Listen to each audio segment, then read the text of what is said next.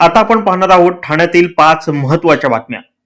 बातमी क्रमांक 1 अशी आहे की ठाण्यातील मानपाडा परिसरात एक धक्कादायक घटना घडली. एका बाईकवरून जाणाऱ्या तरुणाचा भीषण अपघात झालाय. दिवसभराचं काम आटपून घरी निघताना कारनं त्याच्या बाईकला जोरदार धडक दिली.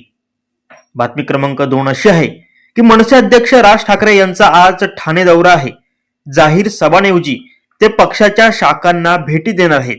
तसेच मनसेचे 28 उमेदवार निवडणुकीच्या रिंगणात उतरलेत.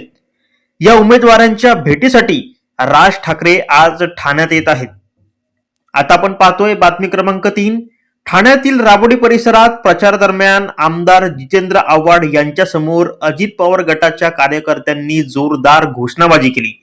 त्यामुळे दोन्ही गटात राजकीय युद्ध पाहायला मिळालं. बातमी क्रमांक 4 पाहूयात.